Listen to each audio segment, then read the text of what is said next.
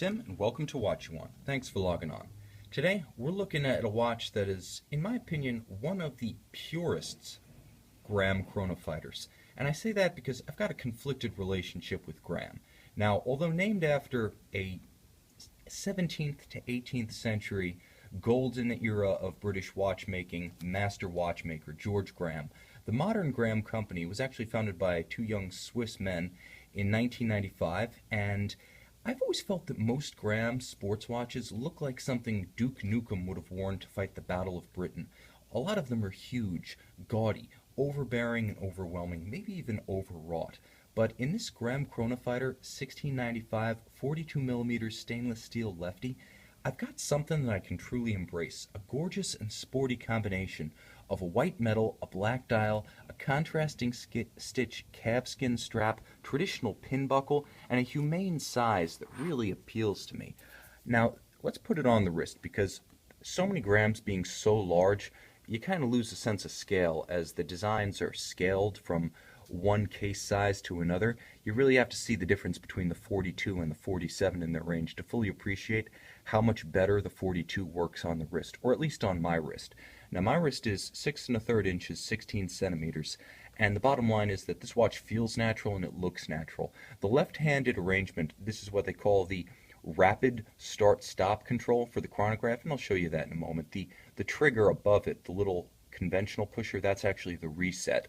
But on the wrist, it feels quite light actually. Stainless steel, relatively thin, 42mm. I'd say it's a true 42, wearing neither large nor small for its size, and it's to its advantage because you're allowed to have those large flowing traditional lugs that lend a little bit of elegance to the watch, and combined with the significant tumble home of the bezel, you can see how it's convex and it kind of moves inward to a kind of conical point, giving way to the domed sapphire. It's elegant and it tapers the watch top to bottom, and I really like that. The other thing that's nice is that the calfskin strap, being quite supple, pulls straight down, so if the watch is approaching a wrist for which it is almost too large, if it's approaching the upper limit, it can pull the strap straight down. There's no binding or conforming strap that's going to lock the strap to the side of the case and cause virtual diameter by forcing a strap flare out. You've got that nice ability to pull the strap straight down and get a good tight fit if you've got a wrist that's just big enough to pull off this watch, and that's me. I would say 6 1/3, maybe 6 1/4 is the lower limit for this watch, and I would not say that a very large wrist would be better served by the 47 either. I think this works well on all wrist sizes down to the minimum. Now the thing about that crown guard is it's not a crown guard, and it's not like the Panerai. What it is a trigger to stop and start the chronograph, and the reason that it's in a lefty configuration here is because it's simply so large. If you look at the watch from this side, you can see because of the way a human wrist flexes, you simply can't locate that device on the other side without risk of having it dig in.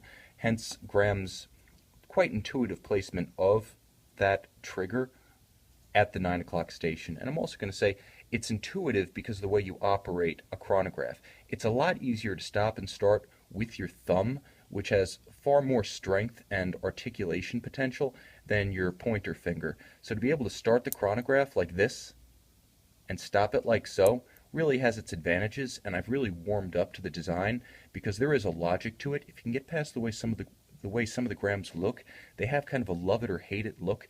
The mechanical logic of this device, especially when it's protected on the far side of your wrist, it really is something that's quite endearing and has really caused me to reconsider my opinion of Graham, especially from a functional and practical standpoint. And of course, you can reset it like so.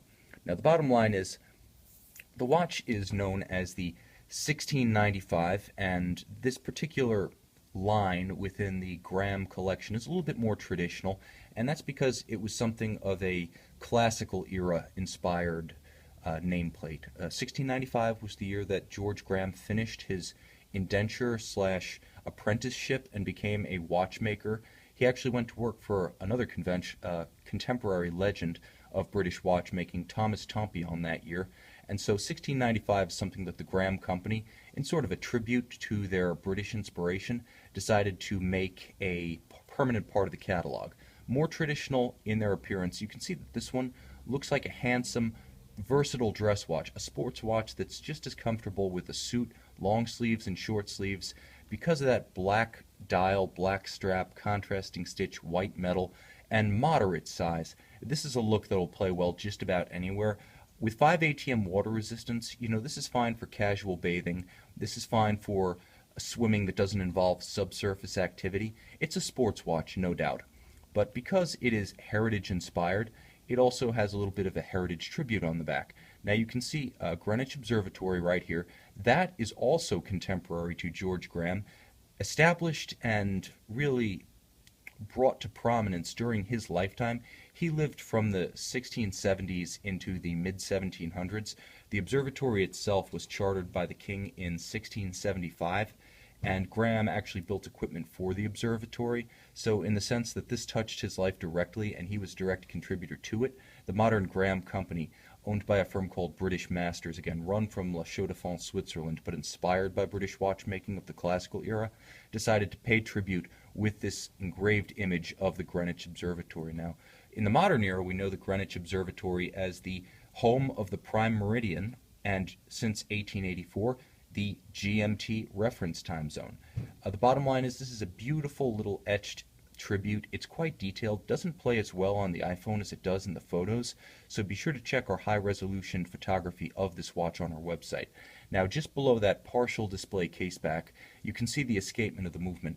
Now, Graham calls this the caliber G1745. It's based on the bulletproof Valjoux 7750 automatic winding chronograph movement.